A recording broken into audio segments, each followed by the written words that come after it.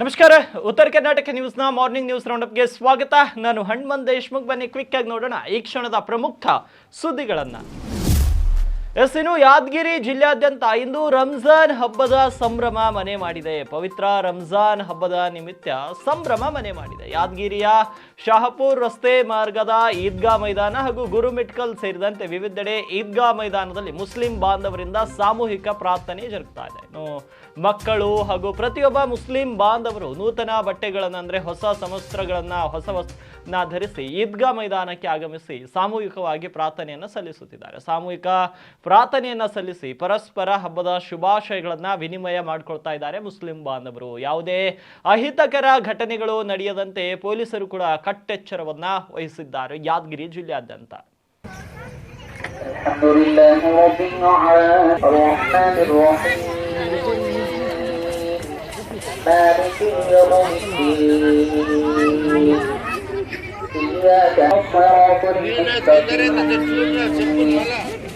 صراط الذين أنعمت عليهم ياسين والقرآن الحكيم والقول على أكثرهم فهم لا يؤمنون ಇನ್ನು ಅದೇ ರೀತಿ ಬೀದರ್ನಲ್ಲಿಯೂ ಕೂಡ ರಂಜಾನ್ ಹಬ್ಬದ ಸಂಭ್ರಮ ಮನೆ ಮಾಡಿದೆ. ಮುಸ್ಲಿಂ ಬಾಂಧವರಿಂದ ಸಾಮೂಹಿಕವಾಗಿ ಪ್ರಾರ್ಥನೆ ಜರುಗ್ತಾ ಇದೆ. ಬೀದರ್ನ ಈದ್ಗಾ ಮೈದಾನದಲ್ಲಿ ಸಾಮೂಹಿಕವಾಗಿ ಪ್ರಾರ್ಥನೆಯನ್ನ ಸಲ್ಲಿಸ್ತಾ ಇದ್ದಾರೆ ಮುಸ್ಲಿಂ ಬಾಂಧವರು. ಬೀದರ್ನ ಈದ್ಗಾ ಮೈದಾನ ಹಾಗೂ ಈದ್ಗಾ ಮೈದಾನದ ಮುಂಭಾಗದಲ್ಲಿ ಸಾವಿರಾರು ಮುಸ್ಲಿಂ ಬಾಂಧವರು ಸಾಮೂಹಿಕವಾಗಿ ಪ್ರಾರ್ಥನೆಯನ್ನ ಸಲ್ಲಿಸ್ತಾ ಇದ್ದಾರೆ. ಶಾಂತಿ ಸೌಹಾರ್ದತೆಗಾಗಿ ವಿಶೇಷ ಪ್ರಾರ್ಥನೆಯನ್ನ ಸಲ್ಲಿಸಿದ್ದಾರೆ ಮುಸ್ಲಿಂ ಬಾಂಧವರು. ನಗರದ ವಿವಿಧ ಭಾಗಗಳಲ್ಲಿ ರಂಜಾನ್ ಹಬ್ಬದ ಸಂಭ್ರಮ ಮನೆ ಮಾಡಿದೆ. ಬಾಂಧವ್ಯ ಸೌಹಾರ್ದತೆಯ ಸಂದೇಶ ಸಾರುತ್ತೆ ಈ ರಂಜಾನ್ ಹಬ್ಬ. ಪೌರಾಡಳಿತ ಸಚಿವ ರಹೀಂ ಖಾನ್, ಮಹಾನಗರ ಪಾಲಿಕೆಯ ಮೇಯರ್ ಮೊಹಮ್ಮದ್ ಗೌಸ್ ಸೇರಿದಂತೆ ಅನೇಕ ಗಣ್ಯರು ರಂಜಾನ್ ಹಬ್ಬದ ನಿಮಿತ್ತ ಪ್ರಾರ್ಥನೆಯಲ್ಲಿ ಭಾಗಿಯಾಗಿದ್ದಾರೆ ಮತ್ತು ಶಾಂತಿಗಾಗಿ ಪ್ರಾರ್ಥನೆಯನ್ನು ಕೂಡ ಸಲ್ಲಿಸಿದ್ದಾರೆ.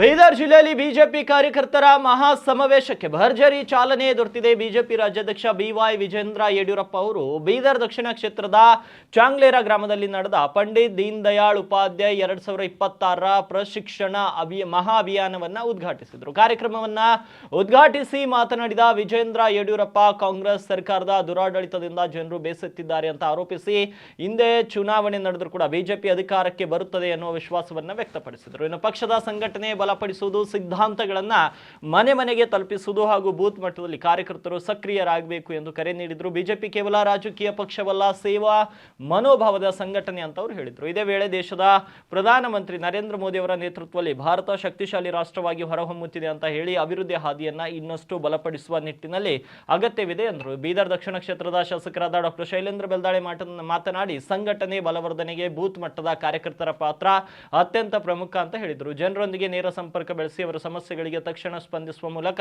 ಪಕ್ಷದ ಮೇಲೆ ವಿಶ್ವಾಸ ಹೆಚ್ಚಿಸಬೇಕು ಅಂತ ಕರೆ ನೀಡಿದರು. ಕೇಂದ್ರ ಸರ್ಕಾರದ ಯೋಜನೆಗಳು ಹಾಗೂ ಪಕ್ಷದ ಸಾಧನೆಗಳನ್ನ ಮನೆ ಮನೆಗೆ ತಲುಪಿಸುವ ಕೆಲಸವನ್ನ ಕಾರ್ಯಕರ್ತರು ನಿಷ್ಠೆಯಿಂದ ನಿರ್ವಹಿಸಬೇಕು ಅಂತ ತಿಳಿಸಿದ್ರು.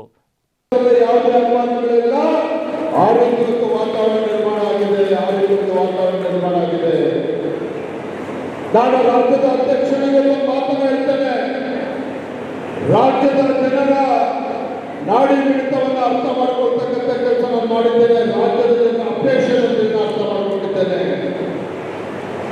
ನಮ್ಮ ರಾಜ್ಯದಲ್ಲಿರ್ತಕ್ಕಂಥ ಲಕ್ಷಾಂತರ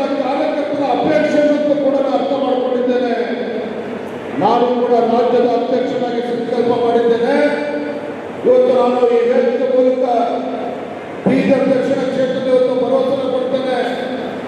ಮುಂದೆ ಯಾವತ್ತೇ ಚುನಾವಣೆ ಆದರೂ ಸಹ ಮತ್ತೊಮ್ಮೆ ರಾಜ್ಯದಲ್ಲಿ ಭಾರತೀಯ ಜನತಾ ಪಾರ್ಟಿಯ ಗತವೈಭವ ಮತ್ತು ರಾಜ್ಯದಲ್ಲಿ ಮರುಸ್ಥಾಪನೆ ಆಗಬೇಕು. ಆ ನಿಟ್ಟಿನಲ್ಲಿ ಹಗಲು ರಾತ್ರಿ ರಾಜ್ಯದಿಂದ ಪ್ರವಾಸವನ್ನು ಮಾಡ್ತೇನೆ, ಪಕ್ಷ ಸಂಘಟನೆ ಮಾಡ್ತಾರೆ, ರಾಜ್ಯದಲ್ಲಿ ಪಕ್ಷ ಸಂಘಟನೆ ಮಾಡ್ತೇನೆ. ರಾಜ್ಯದ ಅಧ್ಯಕ್ಷನಾಗಿ ಮತ್ತೊಂದು ಮಾತನ್ನು ಹೇಳ್ತೇನೆ. ಇಟ್ಟಂತ ಗುರಿ ಮುಂದಿಟ್ಟಿರ್ತಕ್ಕಂಥ ಹೆಜ್ಜೆಯನ್ನ ಯಾವುದೇ ಕಾರಣಕ್ಕೂ ಹಿಂದೆ ತೆಗಿತಕ್ಕಂಥ ಪ್ರಶ್ನೆ ಉದ್ಭವ ಆಗೋದಿಲ್ಲ. ಇಡೀ ರಾಜ್ಯದಲ್ಲಿ ಎಲ್ಲರ ಅಪೇಕ್ಷೆ ಏನು ಅನ್ನೋದನ್ನು ಅರ್ಥ ಮಾಡಿಕೊಂಡಿದ್ದೇನೆ. ಹಾಗಾಗಿ ನಾನು ಸಂದರ್ಭ ಹೇಳುವಂಥದ್ದು, ಭಾರತೀಯ ಜನತಾ ಪಾರ್ಟಿ ನಮ್ಮೆಲ್ಲರ ಕರ್ತವ್ಯವನ್ನು ಹೆಚ್ಚಾಗಿರುವಂಥದ್ದು, ರಾಜ್ಯದ ಅಭಿವೃದ್ಧಿಯ ದೃಷ್ಟಿಯಿಂದ ನಮ್ಮೆಲ್ಲರ ಕರ್ತವ್ಯಕ್ಕೆ ಹೆಚ್ಚಾಗಿರುವಂಥದ್ದು. ಇವತ್ತು ವೇದಿಕೆ ಮೇಲೆ ಸಜ್ಜಾಗಬೇಕು. ನಾವೆಲ್ಲ ನಮ್ಮ ಚುನಾವಣೆ ಮಾಡಿದೆವು, ನಿಮ್ಮ ಚುನಾವಣೆ ವೇದಿಕೆ ಮೇಲಿದ್ದಂತ ಎಲ್ಲರ ಕರ್ತವ್ಯ. ಸಾಮಾನ್ಯ ಕಾರ್ಯಕರ್ತರು ಅಧಿಕಾರ ಕೊಡುವಂತ ಪ್ರಯತ್ನ ನಾವೆಲ್ಲರೂ ಮಾಡೇ ಮಾಡ್ತೀವಿ ಎಂದು ಈ ಸಂದರ್ಭದಲ್ಲಿ ಹೇಳಲಿಕ್ಕೆ ಯಾರು ಗ್ರಾಮ ಪಂಚಾಯತ್ ಮಾಡ್ತೀರಿ, ಯಾರು ಜಿಲ್ಲಾ ಪಂಚಾಯತ್ ಬರ್ತೀರಿ, ಯಾರು ತಾಲೂಕು ಪಂಚಾಯತ್ ಬರ್ತೀರಿ, ನೀವೆಲ್ಲರೂ ರೆಡಿಯಾಗಿ ನನವಿಲ್ಲ ನಿಮ್ಮಿಂದ ಟೌನ್ ಕಟ್ಕೊಂಡು ನಾನು ನಿಮ್ಮ ಜೊತೆ ಈ ಕನ್ನಡ ಜೊತೆ ಪ್ರವಾಸ ಮಾಡಿ ನಾನು ಈ ಸಂಘಟನೆ ನಿಮ್ಮ ಜೊತೆ ಇರುವಂತ ನಾನು ಹೇಳಕ್ಕೆ ಇಷ್ಟಪಡ್ತೀನಿ. ಹಾಗೆ ಸರ್ಕಾರ ಹಿಡಿತಲಿರುತ್ತೆ, ಜಿಲ್ಲಾ ಹಿಡಿತಲಿರುತ್ತೆ. ನಮ್ಮಲ್ಲಿ ಇದ್ದಂಥ ಸಣ್ಣ ಪುಟ್ಟ ವೈಮನಸ್ಸು ಯಾವುದೇ ಇದ್ದರೂ ಬದಿಯಾಗಿ ಮುಂದೆ 2028ರಲ್ಲಿ ನಮ್ಮ ಸರ್ಕಾರ ಬರಲಿದೆ, ನಮ್ಮ ಸರ್ಕಾರ ಬರಲಿದೆ. ಮತ್ತೆ ಅವಾಗ ನಾವೆಲ್ಲ ಹೀಗಾಯ್ತು ಹಾಗಾಯ್ತು ಅಂತ ಒಂದು ಮಹತ್ವ ಇರಲ್ಲ. ಈಗಿದಂಥ ವೇವ್ ಈಗಿನ ಏನು ಸ್ಪೀಡ್ ಇದೆ ಇದನ್ನು ಇನ್ನಷ್ಟು ಜಾಸ್ತಿ ಮಾಡಬೇಕು. ಜಾಸ್ತಿ ಮಾಡಿ ಮುಂದೆ ಕೂಡ 28ರಲ್ಲಿ ನಾವು ಇರಬೇಕು. ರಾಜ್ಯ ಸರ್ಕಾರ ಭಾರತೀಯ ಜನತಾ ಪಾರ್ಟಿ ತರಬೇಕು. ಅವಾಗೇ ನಮ್ಮೆಲ್ಲರ ಕಾರ್ಯಕರ್ತರ ಕನಸಿನಂತ ಕೆಲಸ ಬರ್ತಂತ ಹೇಳಕ್ಕೆ ಇಷ್ಟಪಡ್ತೀನಿ. ಇನ್ನು ದಾವಣಗೆರೆ ದಕ್ಷಿಣ ಕ್ಷೇತ್ರದ ಬಿಜೆಪಿ ಕ್ಯಾಂಡಿಡೇಟ್ ಡಮ್ಮಿ ಕ್ಯಾಂಡಿಡೇಟ್ ಎಂಬ ಯತ್ನಾಳ್ ಹೇಳಿಕೆ ವಿಚಾರವಾಗಿ ಬೀದರ್ನಲ್ಲಿ BY ವಿಜೇಂದ್ರ ಕೂಡ ಪ್ರತಿಕ್ರಿಯೆ ನೀಡಿದ್ದಾರೆ. ಯಾರೋ ಮೂರ್ಖರು ಮಾತಾಡ್ತಾರೆ ಅಂತ ಅವರ ಹೇಳಿಕೆಗೆ ಉತ್ತರ ಕೊಡುವ ಅಗತ್ಯತೆ ಅವಶ್ಯಕತೆ ಇಲ್ಲ. ಪರೋಕ್ಷವಾಗಿ ಬಸನಗೌಡ ಪಾಟೀಲ್ ಯತ್ನಾಳ್ರನ್ನೇ ಮೂರ್ಖ ಅಂತ BY ವಿಜೇಂದ್ರ ಹೇಳ್ದ ಹಾಗೆ ಇತ್ತು. ಚಟಕ್ಕೆ ಚಪ್ಲಕ್ಕೆ ಮಾತಾಡೋದು ಬೇರೆ, ಮತ ಎಣಿಕೆ ಆದ್ಮೇಲೆ ಗೊತ್ತಾಗುತ್ತೆ ಅಂತ ತಿಳಿಸಿದ್ದಾರೆ. ನಮ್ಮ ಕಾರ್ಯಕರ್ತರು ಈ ಚುನಾವಣೆಯನ್ನ ಸವಾಲಾಗಿ ಸ್ವೀಕರಿಸಿದ್ದು, ನಾವು 2 ಕ್ಷೇತ್ರಗಳಲ್ಲಿ ಗೆಲ್ಲುತ್ತೇವೆ, ಯಾವುದೇ ಕ್ಷಣದಲ್ಲಿ ಬಿಜೆಪಿ ಅಭ್ಯರ್ಥಿ ಬದಲಾಗಬಹುದು ಎಂಬ ಯತ್ನಾಳ್ ಹೇಳಿಕೆಗೆ ಪರೋಕ್ಷವಾಗಿ ಟಾಂಗ್ ಅನ್ನ ಕೊಟ್ಟಿದ್ದಾರೆ. ದೇವಸ್ಥಾನದ ಮುಂದೆ ನಿಂತು ಹೇಳ್ತೀನಿ ಅವ್ರಿಗೆ ಒಳ್ಳೇದು ಮಾಡಲಿ ದೇವರು ಅಂತ ಕೈ ಮುಗಿದು ಹೋಗಿದ್ದಾರೆ ವಿಜೇಂದ್ರ ಅವರು. ಬೀದರ್ನಲ್ಲಿ ವಿಜೇಂದ್ರ ಯಡಿಯೂರಪ್ಪ ಈ ರೀತಿ ಹೇಳಿಕೆಯನ್ನ ನೀಡಿರುವಂತ. ವಿಜೇಂದ್ರ ಅವರು ಏನು ಹೇಳಿದ್ರು ಬನ್ನಿ ಕ್ವಿಕ್ ಆಗಿ ನೋಡೋಣ. ಮಾನ್ಯ ಕೇಂದ್ರ ಸಚಿವರು ಮಾಜಿ ಮುಖ್ಯಮಂತ್ರಿಗಳು HD ಕುಮಾರಸ್ವಾಮಿ ಅವರಿಗೆ ದೂರವಾಣಿ ಮುಖೇನ ಚರ್ಚೆ ಮಾಡಿದ್ದೇನೆ. ಅಧಿವೇಶನ ನಡೀತಾ ಇರತಕ್ಕಂಥ ಪರಿಣಾಮವಾಗಿ 2ನೇ ತಾರೀಕು ನಂತರದಲ್ಲಿ ನಾನು ಸಮಯವನ್ನು ನೀಡ್ತೇನೆ ಅಂತೇಳಿ ಈಗಾಗಲೇ ಭರವಸೆಯನ್ನು ಕೂಡ ಕೊಟ್ಟಿದ್ದಾರೆ. ನಾನು ಮತ್ತೆ ಮಾತನಾಡ್ತೇನೆ. ಯಾವುದೇ ರೀತಿ ಗೊಂದಲ ಭಾರತೀಯ ಜನತಾ ಪಾರ್ಟಿಲಾಗಲಿ ಅಥವಾ BJP ಮತ್ತು JDS ಮಧ್ಯೆ ಆಗಲಿ ಯಾವುದೇ ರೀತಿ ಗೊಂದಲಗಳಿಲ್ಲ. ಎಲ್ಲರೂ ಸೇರಿ ಒಟ್ಟಾಗಿ ಒಂದಾಗಿ ಚುನಾವಣೆ ಎದುರು. ಯಾರೋ ಮೂರ್ಖರು ಮಾತನಾಡ್ತಾರೆ ಅಂತೇಳಿ ಅವರ ಮಾತುಗಳಿಗೆ ನಾನು ಉತ್ತರ ಕೊಡುವಂಥ ಅವಶ್ಯಕತೆ ಇಲ್ಲ. ಮತ ಎಣಿಕೆ ಆದಮೇಲೆ ಗೊತ್ತಾಗ್ತದೆ. ಚಟಕ್ಕೆ ಚಪ್ಪಲಕ್ಕೆ ಮಾತನಾಡ್ತಕ್ಕಂಥದ್ದು ಬೇರೆ. ನಮ್ಮ ಕಾರ್ಯಕರ್ತರು ಇವೆರಡೂ ಚುನಾವಣೆಗಳನ್ನು ಸವಾಲಾಗಿ ಸ್ವೀಕಾರ ಮಾಡಿದ್ದಾರೆ. ಸವಾಲಾಗಿ ಸ್ವೀಕಾರ ಮಾಡಿ ನಮ್ಮ ಅಭ್ಯರ್ಥಿಗಳನ್ನು ಗೆಲ್ಲಿಸ್ತಾರೆ. ಯಾವುದೇ ಕ್ಷಣದಲ್ಲಿ ಕೂಡ ಕ್ಯಾಂಡಿಡೇಟ್ ಚೇಂಜ್ ಆಗಬಹುದು ಸರ್ ಯತ್ನಾಳ್ ಅವರು. ಇನ್ನು ದಾವಣಗೆರೆ ಬಾಗಲಕೋಟೆ ಉಪಚುನಾವಣೆಯ ವಿಚಾರವಾಗಿ ಬೀದರ್ನಲ್ಲಿ ಬಿಜೆಪಿ ರಾಜ್ಯಾಧ್ಯಕ್ಷ BY ವಿಜೇಂದ್ರ ಪ್ರತಿಕ್ರಿಯೆಯನ್ನ ಕೊಟ್ಟಿದ್ದಾರೆ. ಅದೇ ರೀತಿ ಮೈತ್ರಿ ವಿಚಾರವಾಗಿಯೂ ಕೂಡ ಮಾತನ್ನ ಹೇಳಿದ್ದಾರೆ. ದಾವಣಗೆರೆ ಬಾಗಲಕೋಟೆ ಉಪಚುನಾವಣೆಗೆ ನಮ್ಮ ಪಕ್ಷ ಅಭ್ಯರ್ಥಿಗಳನ್ನ ಘೋಷಿಸಿದೆ.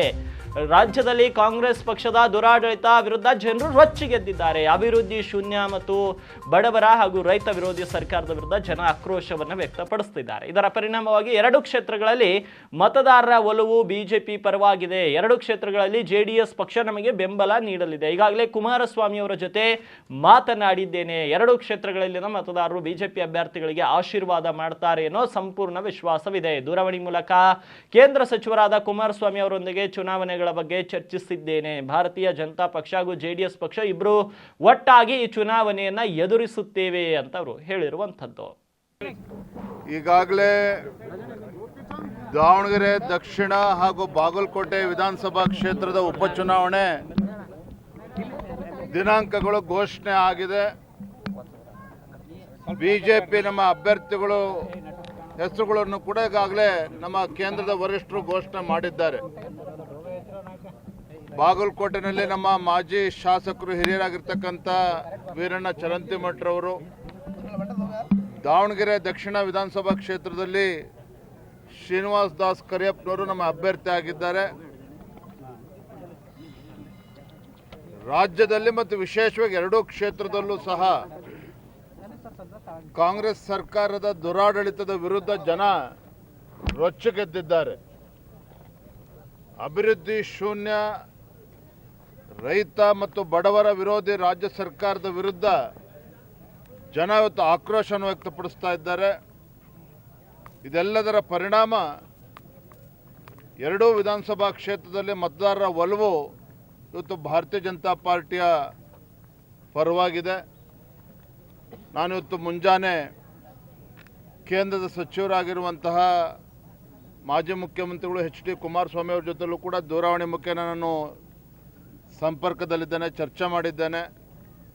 ಅವರು ಕೂಡ ಬೆಂಬಲವನ್ನು ನೀಡಿದ್ದಾರೆ. ನನಗೆ ಸಂಪೂರ್ಣ ವಿಶ್ವಾಸ ಇದೆ, ದಾವಣಗೆರೆ ದಕ್ಷಿಣದಲ್ಲಿ ಹಾಗೂ ಬಾಗಲಕೋಟೆನಲ್ಲಿ ಮತದಾರರು ಭಾರತೀಯ ಜನತಾ ಪಾರ್ಟಿ ನಮ್ಮ ಅಭ್ಯರ್ಥಿಗಳಿಗೆ ಆಶೀರ್ವಾದ ಮಾಡ್ತಾರೆ ಅನ್ನೋ ಸಂಪೂರ್ಣ ವಿಶ್ವಾಸ ನನಗಿದೆ. ನಾನೇ ಸ್ವತಃ ಮಾನ್ಯ ಕೇಂದ್ರ ಸಚಿವರು ಮಾಜಿ ಮುಖ್ಯಮಂತ್ರಿಗಳು HD ಕುಮಾರಸ್ವಾಮಿ ಅವರಿಗೆ ದೂರವಾಣಿ ಮುಖೇನ ಚರ್ಚೆ ಮಾಡಿದ್ದೇನೆ. ಅಧಿವೇಶನ ನಡೀತಾ ಇರತಕ್ಕಂಥ ಪರಿಣಾಮವಾಗಿ 2ನೇ ತಾರೀಕು ನಂತರದಲ್ಲಿ ನಾನು ಸಮಯವನ್ನು ನೀಡ್ತೇನೆ ಅಂತೇಳಿ ಈಗಾಗಲೇ ಭರವಸೆಯನ್ನು ಕೂಡ ಕೊಟ್ಟಿದ್ದಾರೆ. ನಾನು ಮತ್ತೆ ಮಾತನಾಡ್ತೇನೆ. ಯಾವುದೇ ರೀತಿ ಗೊಂದಲ ಭಾರತೀಯ ಜನತಾ ಪಾರ್ಟಿಲಾಗಲಿ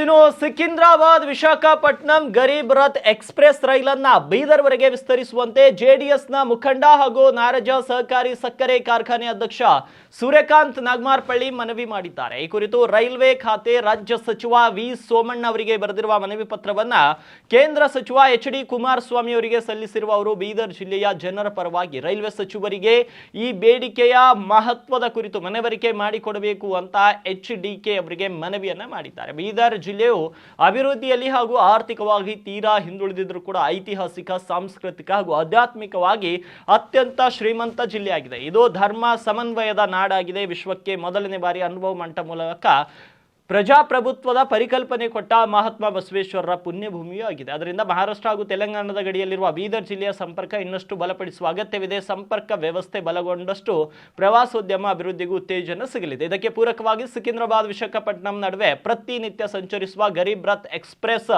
ರೈಲು ಬೀದರ್ಗೆ ವಿಸ್ತರಿಸುವುದು ಅತ್ಯಗತ್ಯವಾಗಿದೆ ಅಂತ ರೈಲ್ವೆ ಸಚಿವರಿಗೆ ಬರೆದಿರುವಂತಹ ಮನವಿಯಲ್ಲಿ ಒತ್ತಾಯಿಸಿದ್ದಾರೆ. ಮನವಿ ಸ್ವೀಕರಿಸಿದಂತ HD ಕುಮಾರಸ್ವಾಮಿ ಅವರು ಕೇಂದ್ರ ರೈಲ್ವೆ ಸಚಿವ ಅಶ್ವಿನಿ ವೈಷ್ಣವ್ ಅವರಿಗೆ ಪತ್ರ ಬರೆದು ಬೀದರ್ ಜಿಲ್ಲೆ ಅಭಿವೃದ್ಧಿಗಾಗಿ ರೈಲು ಮಹತ್ವದ ಪಾತ್ರ ವಹಿಸಲಿದ್ದು, ಅದರಿಂದ ತಮ್ಮ ಮನವಿಯನ್ನ ಪುರಸ್ಕರಿಸಿ ರೈಲು ವ್ಯವಸ್ಥೆ ಮಾಡುವಂತೆ ಮನವಿ ಮಾಡಿದ್ದಾರೆ.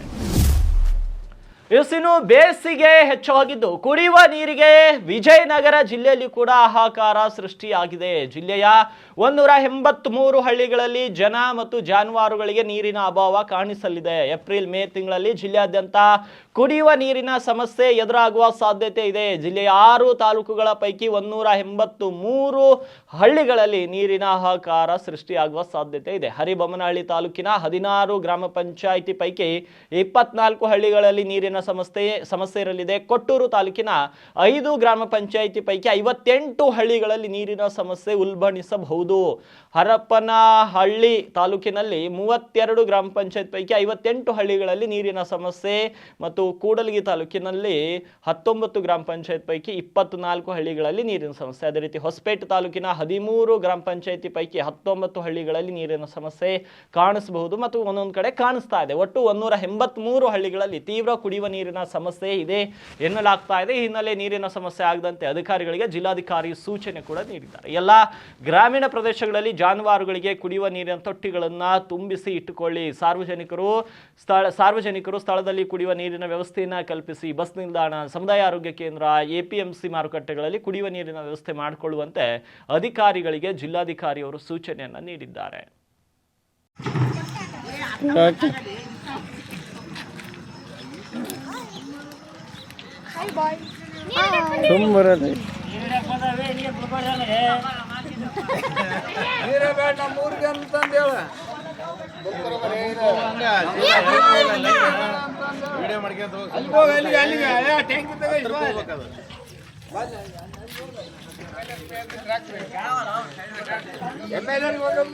ಈಗ ಒಂದು ಪೇಪರಿಗೆ ಹೋಗತ್ತಿ ಕತ್ಕ ನೀರು ಬರವಲ್ಲ ನಮ್ಮೂರಾಗ ಬರಬಿಟ್ಟಿದ್ರಿ ನೀರೀಗ ನೀರಿನ ಸಮಸ್ಯೆ ಇದೆ ನೀರಿನ ಸಮಸ್ಯೆ ಇದೀರಿ ನೀರಿನ ಸಮಸ್ಯೆ ಇದ್ದರಿಂದ ನಮಗೆ ಸಹಾಯ ಮಾಡಿ ಕಳೆದ 2-3 ದಿನಗಳ ಹಿಂದೆ ಸುರಿದ ಆಲಿಕಲ್ಲು ಮಳೆಗೆ ಯಾದಗಿರಿ ಮತ್ತು ಕ್ಷೇತ್ರದ ಕೃಷ್ಣಾ ನದಿ ತೀರದ ವಡಗೇರ ತಾಲೂಕಿನ ಚೆನ್ನೂರ ಜೆ ಮತ್ತು ಗೊಂದೇನೂರ್ ಇತರ ಗ್ರಾಮಗಳ ರೈತರ ಅಂದಾಜು 200 ಎಕರೆಕ್ಕೂ ಹೆಚ್ಚು ಭತ್ತ, ಜೋಳ, ಸಜ್ಜೆ, ಹತ್ತಿ ಬೆಳೆಗಳು ಹಾನಿಯಾಗಿದ್ದು ಶುಕ್ರವಾರ ಶಾಸಕ ಚನ್ನಾರೆಡ್ಡಿ ಪಾಟೀಲ್ ತುನ್ನೂರು ಅಧಿಕಾರಿಗಳೊಂದಿಗೆ ಆ ಪ್ರದೇಶಕ್ಕೆ ಭೇಟಿ ನೀಡಿ ಪರಿಶೀಲನೆಯನ್ನು ನಡೆಸಿದರು. ಅಕಾಲಿಕವಾಗಿ ಸುರಿದ ಆಲಿಕಲ್ಲು ಮಳೆಗೆ ನಮ್ಮ ಭತ್ತ ಇನ್ನಿತರ ಬೆಳೆಗಳು ಸಂಪೂರ್ಣ ನಾಶವಾಗಿವೆ. ಮುಂಗಾರು ಸಮಯದಲ್ಲಿ ಅತಿವೃಷ್ಟಿ ಪ್ರಭಾವದಿಂದ ಪ್ರತಿ ವರ್ಷ ನಮ್ಮ ಬೆಳೆ ನೀರಿನಲ್ಲಿ ಮುಳುಗಿ ಲಕ್ಷಾಂತರ ರೂಪಾಯಿ ನಷ್ಟ ಅನುಭವಿಸಿ ಸಾಲಕ್ಕೆ ಗುರಿಯಾಗಿದ್ದೇವೆ. ಹೀಗಾದರೆ ನಾವು ಹೇಗೆ ಬದುಕಬೇಕು ಎಂದು ರೈತರು ಶಾಸಕರ ಮುಂದೆ ತಮ್ಮ ಅಳಲನ್ನು ತೋಡಿಕೊಂಡರು. ನಿಮ್ಮ ಗ್ರಾಮಗಳಲ್ಲಿ ಮಳೆ ಸುರಿದು ಹಾನಿಯಾದ ವಿಷಯ ನಾನು ಬೆಂಗಳೂರಿನಲ್ಲಿದ್ದಾಗ ಮಾಹಿತಿ ತಿಳಿಯಿತು. ಕೂಡಲೇ ಈ ವಿಷಯವನ್ನ ಕಂದಾಯ ಹಾಗೂ ಕೃಷಿ ಸಚಿವರ ಗಮನಕ್ಕೆ ತಂದಿದ್ದೇನೆ. ಇಂದು ಸಂಜೆವರೆಗೆ ಹಾನಿಯಾದ ಬೆಳೆಗಳ ವಿವರ ಸಂಪೂರ್ಣ ಜಿಲ್ಲಾಡಳಿತದಿಂದ ಪಡೆದು ಸಚಿವರನ್ನ ಹಾಗೂ ಮುಖ್ಯಮಂತ್ರಿಗಳನ್ನ ಭೇಟಿಯಾಗಿ ನಿಮಗೆ ಸರ್ಕಾರದಿಂದ ಪರಿಹಾರ ದೊರಕಿಸಿಕೊಡಲು ಪ್ರಾಮಾಣಿಕವಾಗಿ ಪ್ರಯತ್ನಿಸುತ್ತೇನೆ ಅಂತ ಭರವಸೆ ನೀಡಿದರು. ಸ್ಥಳದಲ್ಲಿದ್ದ ತಹಶೀಲ್ದಾರ್ ಮಂಗಲ ಎಂ, ಕೃಷಿ ಅಧಿಕಾರಿ ಗಣಪತಿ ಅವರ ಜೊತೆ ಚರ್ಚಿಸಿದ ಶಾಸಕರು ವಡಗೇರೆ ತಾಲೂಕಿನ ಬೇರೆ ಬೇರೆ ಗ್ರಾಮಗಳಲ್ಲಿ ರೈತರ ಬೆಳೆ ನಾಶವಾಗಿರುವ ಸಮಗ್ರ ಮಾಹಿತಿ ಸಂಗ್ರಹಿಸಿ ನನ್ನ ಗಮನಕ್ಕೆ ತನ್ನಿ ಎಂದು ಸೂಚಿಸಿದರು. ಶಾಸಕರಿಗೆ ಚೆನ್ನೂರು, ಕೊಂಕಲ್, ಗೊಂದೇನೂರ, ಕುರಿಹಾಳ್ ಇನ್ನಿತರ ಗ್ರಾಮಗಳ ಜನರು ಹಲವಾರು ಸಮಸ್ಯೆಗಳನ್ನು ಗಮನಕ್ಕೆ ತರುವ ಮೂಲಕ ಪ್ರಸ್ತಾಪಿಸಿದರು. ನಾನು ನೂತನ ತಾಲೂಕು ಕೇಂದ್ರವಾಗಿರುವ ವಡಗೇರ ಭಾಗದ ಜನರಿಗೆ ಅನುಕೂಲತೆ ಮಾಡಿಕೊಡಲು ಯತ್ನಿಸುತ್ತಿದ್ದೇನೆ. ಬರುವ ದಿನಗಳಲ್ಲಿ ಹಂತ ಹಂತವಾಗಿ ನಿಮ್ಮ ಸಮಸ್ಯೆಗಳನ್ನು ಪರಿಹರಿಸಲು ಕ್ರಮ ಕೈಗೊಳ್ಳುತ್ತೇನೆ ಅಂತ ತಿಳಿಸಿದರು. ಪ್ರಧಾನಿ ನರೇಂದ್ರ ಮೋದಿ ಯೋಗ, ಫಿಟ್ನೆಸ್, ಉತ್ತಮ ಆಹಾರ ಸೇವನೆಗೆ ಸದಾ ಆದ್ಯತೆ ನೀಡ್ತಾರೆ. ಅವರು ಯಾವ ರಾಜ್ಯ, ಯಾವ ದೇಶಕ್ಕೆ ಪ್ರಯಾಣಿಸಲಿ ತಮ್ಮ ಯೋಗ ದಿನಚರಿ ತಾವು ಸೇವಿಸುವ ಆಹಾರದಲ್ಲಿ ಎಂದಿಗೂ ರಾಜಿ ಮಾಡಿಕೊಳ್ಳುವುದಿಲ್ಲ. ಪ್ರತಿದಿನ ಯೋಗಾಭ್ಯಾಸ, ಧ್ಯಾನ ಮಾಡುವ ಪ್ರಧಾನಿ ನರೇಂದ್ರ ಮೋದಿ ದೇಶದ ಜನರಿಗೂ ದಿನವೂ ಯೋಗ ಮಾಡಲು ಸಲಹೆಯನ್ನು ನೀಡಿದ್ದಾರೆ. ಈ ಬಗ್ಗೆ ಇನ್ಸ್ಟಾಗ್ರಾಮ್ನಲ್ಲಿ ಪೋಸ್ಟ್ ಮಾಡಿರುವ ಪ್ರಧಾನಿ ನರೇಂದ್ರ ಮೋದಿ, ಆರೋಗ್ಯವಾಗಿರಿ, ಸಂತೋಷವಾಗಿರಿ, ಚೆನ್ನಾಗಿ ತಿನ್ನಿ, ಆರೋಗ್ಯವಾದದ್ದೇ ತಿನ್ನಿ, ಸಕ್ಕರೆ ಸೇವನೆಯನ್ನು ಕಡಿಮೆ ಮಾಡಿ, ಯೋಗವನ್ನು ದೈನಂದಿನ ಜೀವನದ ಭಾಗವಾಗಿಸಿಕೊಳ್ಳಿ ಅಂತ ಸಲಹೆ ನೀಡಿದ್ದಾರೆ. ಅತಿಯಾದ ಸಕ್ಕರೆ ಸೇವನೆಯ ದುಷ್ಪರಿಣಾಮಗಳ ಬಗ್ಗೆ ಮಾತನಾಡಿರುವಂತಹ ಪ್ರಧಾನಿ ಮೋದಿ ಎಲ್ಲರೂ ಚೆನ್ನಾಗಿ ತಿನ್ನಿರಿ ಮತ್ತು ಆರೋಗ್ಯವಾಗಿರಿ ಅಂತ ಸಲಹೆ ನೀಡಿದ್ದಾರೆ. ಇನ್ಸ್ಟಾಗ್ರಾಮ್ನಲ್ಲಿ ರೀಲ್ಗೆ ಪ್ರತಿಕ್ರಿಯಿಸಿದ ಪ್ರಧಾನಿ ಮೋದಿ ಅವರು ಜನರು ತಮ್ಮ ಸಕ್ಕರೆ ಸೇವನೆಯನ್ನು ಕಡಿಮೆ ಮಾಡಿ ಅಂತ ಒತ್ತಾಯಿಸಿದ್ದಾರೆ. ಸೋಷಿಯಲ್ ಮೀಡಿಯಾ ಇನ್ಫ್ಲುಯೆನ್ಸರ್ ಯುವರಾಜ್ ಧುವಾ ಅವರ ರೀಲ್ಗೆ ಪ್ರಧಾನಿ ಮೋದಿ ಪ್ರತಿಕ್ರಿಯಿಸಿದ್ದಾರೆ. ಅವರು ತಮ್ಮ ತಂದೆಗೆ ಸಕ್ಕರೆ ಸೇವನೆಯನ್ನು ಕಡಿಮೆ ಮಾಡಲು ಸಲಹೆ ನೀಡಿ ಎಂದು ಇನ್ಸ್ಟಾಗ್ರಾಮ್ನಲ್ಲಿ ತಮಾಷೆಯಾಗಿ ಪ್ರಧಾನಿ ಮೋದಿಗೆ ಮನವಿ ಮಾಡಿದರು. ಯುವರಾಜ್ ಅವರ ಕೋರಿಕೆಯ ಮೇರೆಗೆ ನಾನು ಅವರ ತಂದೆಗೆ ಮತ್ತು ಎಲ್ಲರಿಗೂ ಸಕ್ಕರೆ ಸೇವನೆಯನ್ನು ಕಡಿಮೆ ಮಾಡುವಂತೆ ಒತ್ತಾಯಿಸುತ್ತೇನೆ. ಆರೋಗ್ಯವಾಗಿರಿ, ಸಂತೋಷವಾಗಿರಿ ಅಂತ ಪ್ರಧಾನಿ ಮೋದಿ ಪೋಸ್ಟ್ ಕೂಡ ಮಾಡಿದ್ದಾರೆ. ಭತ್ತದ ಜಮೀನಿಗೆ ತೆರಳುವ ಮುನ್ನ ಅನ್ನದಾತರೇ ಎಚ್ಚರ ಎಚ್ಚರ. ಭತ್ತ ಬೆಳೆದಂತ ಅನ್ನದಾತರು ಹಾಗೇ ಜಮೀನಿಗೆ ಹೋದ್ರೆ ಮೊಸಳೆ ತಿನ್ನುವುದು ಗ್ಯಾರಂಟಿ. ಯಾಕೆ ಈ ಸುದ್ದಿ ಹೇಳ್ತಿದೀವಿ ಅಂದ್ರೆ ಭತ್ತದ ಜಮೀನಿಗೆ ನುಗ್ಗಿದ್ದಾವೆ ಬೃಹತ್ ಗಾತ್ರದ ಮೊಸಳೆಗಳನ್ನ ಕಂಡು ಶಾಕ್ ಆಗಿದ್ದಾರೆ ರೈತರು ಹಾಗೂ ಗ್ರಾಮಸ್ಥರು. ಬೇಸಿಗೆ ಹಿನ್ನೆಲೆ ನದಿ, ಕೆರೆ, ಹಳ್ಳದ ನೀರಿನ ಮೂಲಗಳಲ್ಲಿ ಕೊರತೆ ಇದಿದೆ. ಹಾಗಾಗಿ ನೀರು ಹಾಗೂ ಆಹಾರವನ್ನ ಅರಸಿಕೊಂಡು ಜಮೀನಿಗೆ ಹಾಗೂ ರಸ್ತೆಗೆ ಎಂಟ್ರಿ ಕೊಡ್ತಾ ಇದ್ದಾವೆ ಮೊಸಳೆಗಳು. ಹುಣಸಗಿ ತಾಲೂಕಿನ ಯಡಹಳ್ಳಿ ಗ್ರಾಮದ ಭತ್ತದ ಜಮೀನಿನಲ್ಲಿ ಬೃಹತ್ ಗಾತ್ರದ ಮೊಸಳೆ ಪತ್ತೆಯಾಗಿದೆ. ಭತ್ತದ ಜಮೀನಿಗೆ ಓಡಾಡುತ್ತಿರುವ ಮೊಸಳೆಗಳನ್ನ ಜನರು ಅವುಗಳನ್ನ ಕಂಡು ಆತಂಕಕ್ಕೊಳಗಾಗಿದ್ದಾರೆ. ಸ್ಥಳಕ್ಕೆ ಅರಣ್ಯಾಧಿಕಾರಿಗಳು ಭೇಟಿ ನೀಡಿ ಮೊಸಳೆಗಳನ್ನ ರಕ್ಷಣೆ ಮಾಡಿದ್ದಾರೆ. ಮೊಸಳೆ ನೋಡಲು ಓಡೋಡಿ ಬಂದಿದ್ದಾರೆ ಜನರು. ಅದೇ ರೀತಿ ಹುಣಸಗಿ ತಾಲೂಕಿನ ಚೆನ್ನೂರು ಗ್ರಾಮದ ಜಮೀನಿನ ರಸ್ತೆಯಲ್ಲಿ ಕೂಡ ಮೊಸಳೆ ಪತ್ತೆಯಾಗಿದ್ದು ಮೊಸಳೆಗಳ ಉಪಟಳದಿಂದ ಜನರು ಆತಂಕಗೊಂಡಿದ್ದಾರೆ. ರೈತರು ನೀವು ಕೂಡ ಹೊಲಕ್ಕೆ ಹೋಗುವಾಗ ಸ್ವಲ್ಪ ಎಚ್ಚರಿಕೆ ವಹಿಸುವುದು ಸೂಕ್ತ. ಇವಾಗಿದ್ದು ಈ ಹೊತ್ತಿನ ಪ್ರಮುಖ ಸುದ್ದಿಗಳು. ಮತ್ತೆ ಭೇಟಿ ಆಗ್ತೀನಿ ಮತ್ತೊಂದು ನ್ಯೂಸ್ ಬುಲೆಟಿನ್ನಲ್ಲಿ.